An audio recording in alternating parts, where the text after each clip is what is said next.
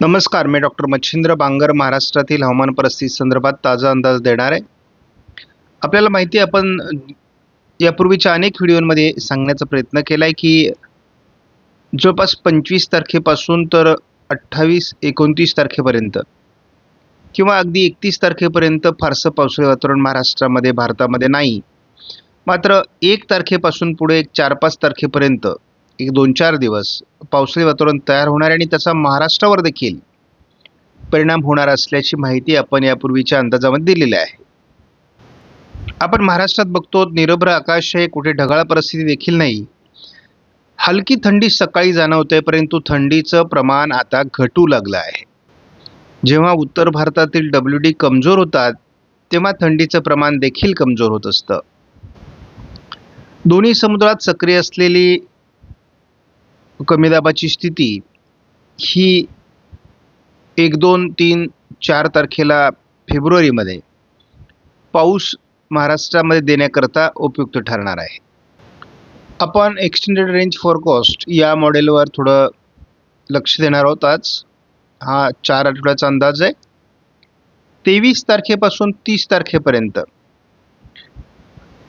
उत्तर भारतातले WD कमी होणार आहेत. पूर्व भारतात थोडा अंदाज राहणार आहे आणि बंगालच्या उपसागरात अरबी समुद्राच्या दक्षिणेला पावसाचं वातावरण राहणार आहे. याच्या पलीकडे भारतात पावसाचं वातावरण नाही. 30 तारखेपासून तर 6 फेब्रुवारीपर्यंत केरळ आणि कर्नाटकच्या किनारपट्टी भागात पाऊस दाखवलाय. उत्तर भारतात WD दाखवलेले आहेत आणि पूर्व भारतातही WDचा हलका प्रभाव दाखवलेला आहे. मात्र महाराष्ट्रात पाऊस दाखवलेला नाही. आपण बघतो की 6 तारखेपासून 13 तारखेपर्यंत फेब्रुवारी महिन्यामध्ये उत्तर भारतात WD आहे, पूर्व भारतात पावसाळी वातावरण आहे आणि दक्षिण भारतात केरळमध्ये पावसाळी वातावरण दाखवले आणि दोन्ही समुद्रांमध्ये बाष्प कायम आहे. आपण जर 13 तारखेपासून 20 तारखेपर्यंत बघितलं फेब्रुवारीमध्ये तर WD अधिक प्रभावी होणार आहे आणि दक्षिण भारतातील पाऊस तसा कमजोर राहणार आहे. म्हणजे असं दिसतंय स्पष्टपणे की या 4 आठवड्यामध्ये अगदी फेब्रुवारीच्या 20 तारखेपर्यंत WD प्रभावी राहू शकतात आणि WD प्रभावी राहिले तरी थोडीफार थंडी फेब्रुवारी पकडून ठेवू शकतं. त्यामुळे उन्हाळ्याला एक प्रतिबंध करण्याचं काम सुद्धा निर्माण होऊ शकतं. कारण माझं असं मत आहे की जर WD कमजोर झाले तर उन्हाळा लवकर सुरू होईल आणि WD सक्रिय राहिले तर फेब्रुवारीचंही सौम्य तापमान राहील. त्यामुळे बघूयात, नियंत्रित तापमानासाठी WD आवश्यक आहेत. स्कायमेटनुसार आज 25 तारखेला भारतात फारसं पावसाळी वातावरण नाही आणि जवळपास 29 तारखेपर्यंत ते असणार नाही. मात्र 29 तारखेला केरळ, तामिळनाडू, अरुणाचल प्रदेश, जम्मू काश्मीर, लेह लडाख या भागात पुन्हा पावसाळी परिस्थिती निर्माण होईल. दक्षिणेतील कमी दाब केरळ, तामिळनाडू, कर्नाटकच्या दिशेने वरती सरकण्याची शक्यता आहे. आपण बघतो पूर्व भारत, उत्तर भारत आणि दक्षिण भारतात पावसाळी परिस्थिती 31ला निर्माण होऊ शकते. WDचा प्रभाव आणि कमी दाबाचा दक्षिणेतील प्रभाव वाढल्यामुळे 1 तारखेला महाराष्ट्रात पावसाचा अंदाज अजूनही स्कायमेटने कायम ठेवला आहे. हा अंदाज 2 तारखेलाही कायम आहे. शिवाय WDचा आणि कमी दाबाचा दोन्हींचाही प्रभाव वाढतोय आहे. 3 तारखेला देखील दक्षिण भारत, उत्तर भारत असं पावसाळी क्षेत्र असल्यामुळे ट्रफ लाईन कायम राहील. हे वातावरण महाराष्ट्रामध्ये 4 तारखेला थोड्या प्रमाणात राहण्याची शक्यता अजून कायम आहे. 5 तारखेला थोडं वातावरण राहू शकतं, परंतु दक्षिणेतील कमी दाब कमजोर झाल्यामुळे ही ट्रफ लाईन कमजोर होईल. पुढे सातत्याने उत्तर भारतात WD राहण्याचा अंदाज काही मॉडेल देऊ लागले आहेत. ECMW मॉडेलनुसार आपण बघतो की भारतामधील पाऊस कमजोर झाला आहे. मात्र दोन्ही समुद्राच्या दक्षिण टोकाला पावसास अनुकूल असं कमी दाबाचं वातावरण आहे. 30 तारखेला पुन्हा हवामानात बदल होईल. पूर्व भारत, उत्तर भारत आणि दक्षिण भारतात कमी दाबाचं किंवा WDचं वातावरण वाढणार आहे. 31 तारखेला आपण बघतो पहिल्यांदा दक्षिण भारतात कमी दाबाचं वातावरण वाढतंय. जवळपास कर्नाटक, आंध्र प्रदेश, तेलंगणाच्या दिशेने हे वातावरण सरकतंय. 1 तारखेला आपण स्पष्टपणे बघतो उत्तर भारतामध्ये WD सक्रिय होईल आणि दक्षिण भारतात कमी दाब असणार आहे. त्यामुळे महाराष्ट्रात पावसाचे संकेत कायम आहेत. 2 तारखेला देखील महाराष्ट्रात पावसाचा अंदाज कायम आहे. शिवाय काही भागात तुफान गारपीट होण्याची शक्यता आहे. आत्ताचा अंदाज हा जर खरा ठरला किंवा सातत्य राहिलं आहे हवामानामध्ये, तर मात्र आपण बघतो अकोला, अमरावती, नागपूर, भंडारा, गोंदिया, यवतमाळ, वाशिम, हिंगोली, नांदेड, परभणी, बीड, अहिल्यानगर, जालना, लातूर, धाराशिव आणि सोलापूरच्या काही भागात बराच प्रभाव याचा राहण्याची शक्यता आहे. 3 तारखेला देखील महाराष्ट्राच्या बऱ्याच भागात पावसाची अनुकूल स्थिती राहणार आहे. मात्र दक्षिण मराठवाडा आणि पूर्व विदर्भात याचं प्रमाण थोडं अधिक राहण्याची शक्यता आहे. 4 तारखेला देखील अहिल्यानगर, नाशिकच्या काही भागात, पुणे, सातारा, सांगली, कोल्हापूर, त्याचबरोबर बीड, लातूर, धाराशिव, सोलापूर या काही जिल्ह्यांमध्ये पावसाचं प्रमाण वाढण्याचा अंदाज आहे. 5 तारखेला ढगाळ परिस्थिती जरी राहिली तरी पावसाचं प्रमाण कमी होईल.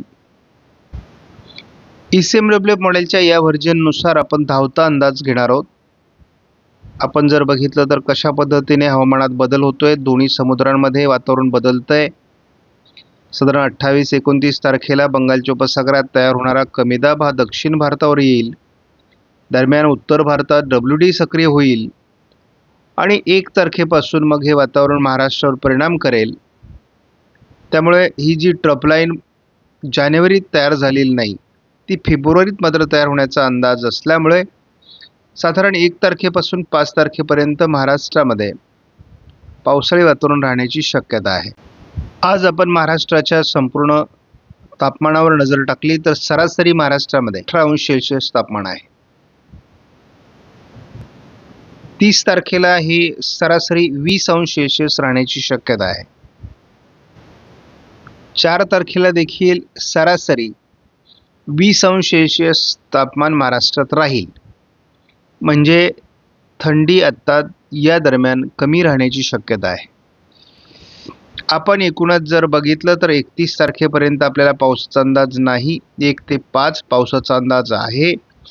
हा पावसाचा अंदाज महाराष्ट्रामध्ये अकोला, अमरावती, नागपूर, भंडारा, गोंदिया, चंद्रपूर, गडचिरोली, यवतमाळ, वर्धा, वाशिम, हिंगोली, नांदेड, परभणी, लातूर, धाराशिव, सोलापूर, परभणी, बीड, जालना, छत्रपती संभाजीनगर पूर्व, सातारा पूर्व, पुणे पूर्व, सांगली पूर्व भागात याचा प्रभाव राहण्याची शक्यता आहे.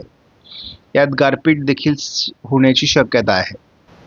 हा अंदाज आपण धावत्या स्वरूपात साधारण 31 तारखेपासून बघणार आहोत. वाऱ्यांची दिशा बंगालच्या उपसागरातून आणि अरबी समुद्रातून एकत्रितरित्या महाराष्ट्रावर सरकत असल्यामुळे आणि महाराष्ट्रात 1010 हेक्टोपास्कलचा हवेचा दाब तयार होत असल्यामुळे ही पावसाळी परिस्थिती तयार होईल. 1 तारखेला महाराष्ट्राच्या बऱ्याच भागात हे वातावरण तयार व्हायला सुरुवात होईल. या सुरुवातीला लातूर, धाराशिव, सांगली, कोल्हापूर, अहिल्यानगर, बीड, नांदेड, परभणी, यवतमाळ या काही जिल्ह्यात 1 तारखेला पावसाळी प्रभावाचा अंदाज दिला जातोय. गारपिटीची शक्यता देखील यामध्ये आहे, कारण याचा WDशी संपर्क असल्यामुळे गारपीट होऊ शकते. अकोला, अमरावती, वाशिम, हिंगोली, यवतमाळ, नांदेड, बीड, लातूर, धाराशिव, सोलापूर, जालना, छत्रपती संभाजीनगर पूर्व, अहिल्यानगर पूर्व, पुणे पूर्व, सातारा पूर्व भागात, सांगलीच्या पूर्व भागात पावसाचा अंदाज 1 तारखेला आहे. 2 तारखेला देखील याचा प्रभाव वाढणार आहे. अकोला, अमरावती, नागपूर, भंडारा, वाशिम, हिंगोली, नांदेड, परभणी, बीड, जालना, बुलढाणा, जळगाव पूर्व या भागातही 2 तारखेला पावसाचा अंदाज आहे.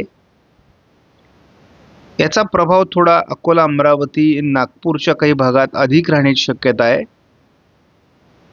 आपण बघतो की पूर्व विदर्भातील काही जिल्ह्यांमध्ये याचा प्रभाव आहे. पश्चिम महाराष्ट्रातील काही जिल्ह्यांमध्ये, दक्षिण मराठवाड्याच्या काही जिल्ह्यांमध्ये याचा प्रभाव राहू शकतो.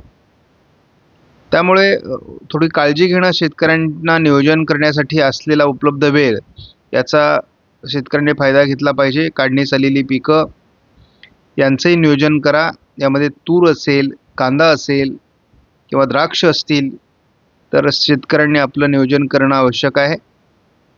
अहिल्यानगर आणि बीड, छत्रपती संभाजीनगरच्या काही भागात 3 तारखेला पावसाचा अंदाज आहे. 4 तारखेला देखील हे वातावरण विरळ स्वरूपात राहणार आहे. याचा प्रभाव कमी होणार आहे, परंतु थोडं वातावरण 4 तारखेला राहील. परंतु 5 तारखेपासून मात्र याचा प्रभाव बऱ्याच अंशाने कमी होणार आहे. तरी या पावसाच्या अंदाजावर नियोजन करा. आपणास व्हिडिओमधील माहिती महत्त्वपूर्ण वाटल्यास लाईक करा, शेअर करा, चॅनलला सबस्क्राईब करा. धन्यवाद. जय हिंद, जय महाराष्ट्र, जय बळीराजा.